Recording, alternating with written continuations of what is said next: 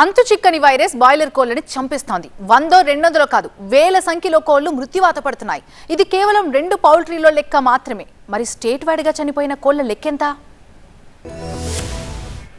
నాగర్ కర్నూలు జిల్లా పెద్దకొత్తపల్లి మండలం చెన్నపురావుపల్లిలో బాయిలర్ కోళ్లు వేల సంఖ్యలో మృత్యువాత పడుతున్నాయి. 2 పౌల్ట్రీ ఫార్మ్స్ లో అంతు చిక్కని వైరస్ తో పెద్ద ఎత్తున చనిపోతున్నాయి. గత 3 రోజులుగా వేల సంఖ్యలో కోళ్లు మరణించాయని వాపోతున్నారు పౌల్ట్రీ రైతులు. ఇప్పటి వరకు 5,000 కోళ్లు మృత్యువాత పడ్డాయని, అయితే ఎందుకు చనిపోతున్నాయో తెలియడం లేదంటున్నారు. రోజు రోజుకి ఈ సంఖ్య పెరుగుతోందని చెప్తున్నారు. ఏమి వ్యాధో తెలియదు. మా షెడ్డులో కోళ్ళు చచ్చిపోయినవి 1400, 1300 చచ్చిపోతుండే. ఇవాళకి 4 రోజులు అవుతుంది. ఒక్కరోజు 1400 ఇట్లా చచ్చిపోతుండేవి. మా షెడ్ కెపాసిటీ 4500, 3500 కంపెనీ ఇస్తుంది, ఐబీ కంపెనీ. అది ఏ వైరస్ వరకు అంత చికెన్ రోగం వచ్చింది కోళ్ళకు, మొత్తం చనిపోతున్నాయి. మాకు 3500 కోళ్ళకు ఇప్పుడు 500 కోళ్ళే ఉంటాయి. 3000 కోళ్ళు చనిపోయినాయి.